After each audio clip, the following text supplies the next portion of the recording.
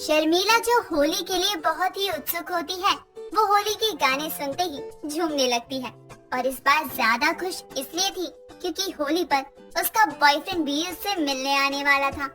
लेकिन ऐसा क्या हुआ कि पूरे मोहल्ले के आगे शर्मिला अपने बेशरम रंग को दिखाने में लगी। जानते हैं कहानी के जरिए। शर्मिला अपनी सहेली मोनिका के साथ घर में बैठकर टीवी देख रही होती है। तभी टीवी पर होली का गाना आता है और गाने को सुनते ही शर्मिला खड़ी होकर नाचने लगती है।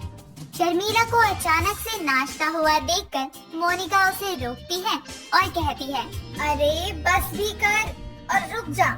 अचानक से कौन से जूते सूंघ लिए तूने जो ऐसे मटकने लगी? तेरे कानपुर में क्या हड़ताल है? टीवी में देखना होली का गाना आ रहा है और होली के गाने पर डांस करना तो बनता है ना, तो बस इसलिए मैं डांस कर रही हूँ। अरे यार, अभी होली आने में काफी समय है, तो तू अभी से ही होली के रंग दिखाना शुरू क्यों कर रही है? थोड़ा तो थम जा, होली तो आने दे, फिर कर लियो जो तुझे करना हो या तेरे मन में जो है। रंग? अरे अभी तो तूने मेरा होली का रंग देखा भी नहीं। मैं होली बहुत ही दिल से मनाती हूँ। अब तक एक ही तो त्योहार है जिसे मैं अपने पूरे दिल से मनाती हूँ, इसलिए होली में नो कंजूसी, ओनली मस्ती और बेशरम रंग। तो तू अभी से ही बोरा गई है? पता नहीं होली पर कौन सा बेशर्म रंग देखना पड़ेगा। शर्मिला होली के आने का बेसब्री से इंतजार कर रही होती है। कुछ दिनों बाद होली का त्योहार आ ही जाता है। होली के त्योहार के दिन शर्मिला सुबह सुबह अपने हाथों में रंग लिए बाहर मोहल्ले में चली जाती है और जोर से गाना चला देती है। यहाँ गाने की आवाज ही इतनी थी कि तभी शर्मिला भी गाना गाते हुए कहती है, इतना मजा क्यों आ रहा है, तूने हवाओं में भांग मिलाया, इतना नशा क्यों हो रहा है, आँखों से मीठा तूने खिलाया। शर्मिला के गाने की आवाज सुनकर वहाँ मोनिका भी आ जाती है और शर्मिला को नाचता झूमता हुआ देखकर मोनिका भी गाने लगती है और कुछ देर बाद शर्मिला से कहती है, अच्छा तो ये है तेरा बेशरम रंग। मुझे तो लगा तू भांग वांग पीकर मोहल्ले में अलग ही जलवे दिखाने वाली है, लेकिन अच्छा है तूने ज्यादा कुछ नहीं किया, बस नाच गाना ही कर रही है। मेरे लिए तो यही बहुत है, मुझे नहीं पसंद भांग वांग। मुझे तो बस ये मन करता है कि हर तरफ गुलाल फैला हो, गाने चल रहे हो, लोगों की भीड़ जमा हो जो डांस कर रही हो। असली मजा तो तब ही आता है ना। ये बात तो तूने बिल्कुल सच ही बोली है।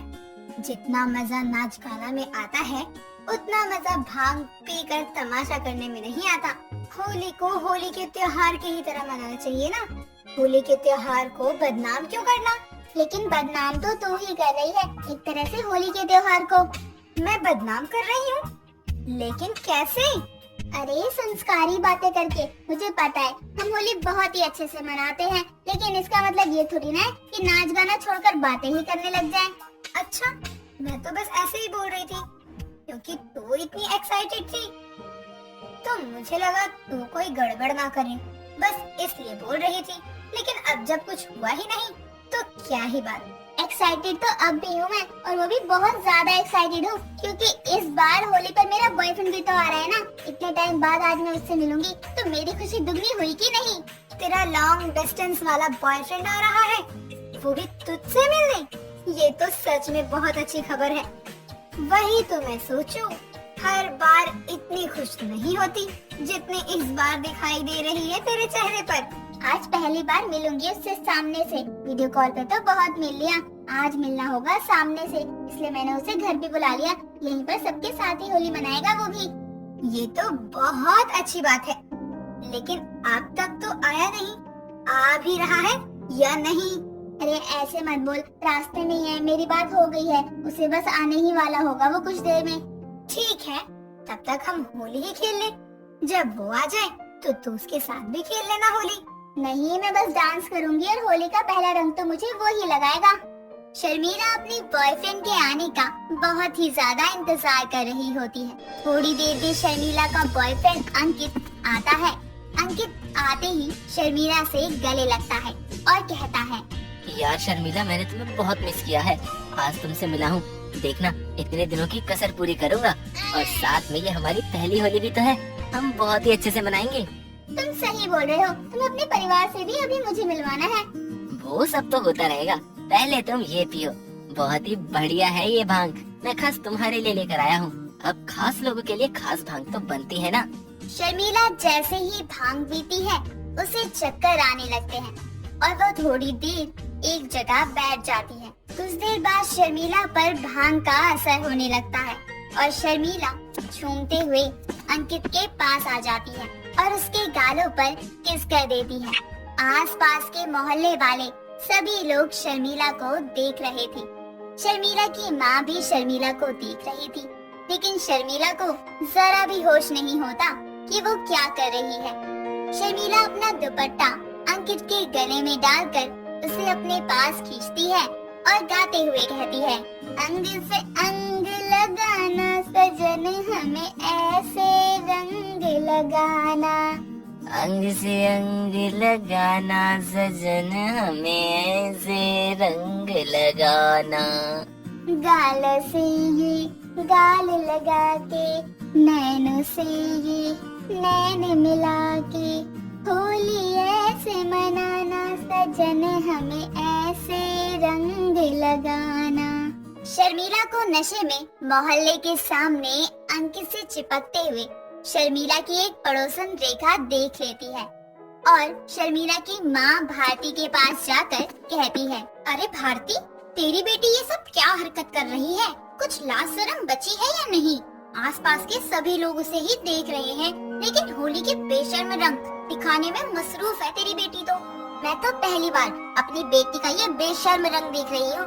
होली उसे इतनी पसंद है ये तो मुझे पता था, लेकिन होली पर ऐसे बेशर्मी करेगी ये नहीं सोचा था, वो भी सबके सामने। ये लड़का कौन है इसके साथ? इसे तो पहली बार देखा है इस मोहल्ले में। तेरी बेटी से इतना चिपक रहा है। पहले तो मैं जाकर शर्मिला के बेशर्म रंग को सुधारती हूँ, तू रुक यहीं पर। भारती ये सब देखकर गुस्से में शर्मिला के पास उसे रोकने जाती है और उसका हाथ पकड़ती है, घर की तरफ लेकर जाती है। लेकिन शर्मिला अपनी माँ के हाथ को छुड़ाती है और पैर पकड़कर कहती है, नशा चढ़ा जो शरीफी का उतार फेंका है, बेशरम रंग कहाँ देखा दुनिया वालों ने, हमें तो लूट लिया मिलके इश्क वालों ने। इधर आ, तेरे बेशर्म रंग मैं निकालूं। बहुत जवानी चढ़ रही है ना तुझे, रुक तू।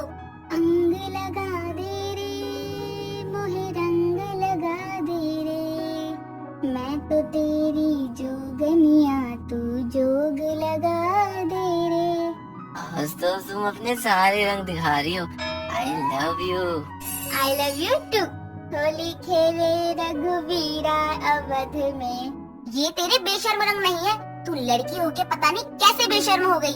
कुछ समझ है तुझे कि तू कहाँ खड़ी है और क्या कर रही है, या बस ठेका ले रखा है मेरी नाक कटवाने का? शर्मिला के गाने और उसकी हरकतें रुकने का नाम ही नहीं ले रही थी। जब जब भारती उसे खींचकर अंदर लेकर जा रही थी, वो अपनी माँ का हाथ छोड़कर वापस से अंकित के गले लगकर नाच गाना करने लग जा रही थी। आसपास के सभी लोग बहुत ही मजाक बना रहे होते हैं शर्मिला का। ये देखकर भारती को बहुत शर्मिंदगी महसूस हो रही थी। कुछ देर बाद मोनिका दोनों को नींबू पानी पिलाती है और ठंडे ठंडे पानी से नहला देती है। शर्मिला और अंकित होश में आते हैं। पूरे मोहल्ले की नजर उन दोनों पर ही थी। शर्मिला होश संभालती है तो देखती है कि उसकी माँ सर पकड़कर बैठी होती है। तभी वो कहती है, अब क्या मुंह बना रही है? अब तक तूने तो पूरे मोहल्ले के आगे अपना बेशर्म रंग दिखाया, तब शर्म नहीं आई तुझे? आंटी जी, शायद शर्मिला ने कुछ गलत चीज खा ली होगी, तभी इसे इतना नशा हो गया है। अच्छा, और ये लड़का कौन है जिसके साथ तू चिपक चिपक के बेशर्मी दिखा रही थी? माँ, ये अंकित है। हम दोनों एक दूसरे से प्यार करते हैं और शादी भी करना चाहते हैं। होली के बाद मैं अंकित को आप सबसे मिलवाने ही वाली थी। हाँ आंटी जी, मैं काफी अच्छे घर से हूँ। शर्मिला को बहुत खुश रखूंगा। आप अपनी बेटी की चिंता मत करो। पूरे मोहल्ले के आगे होली पर जो बेशर्म रंग दिखाया है, उसके बाद तो मेरे पास और कोई रास्ता भी नहीं है।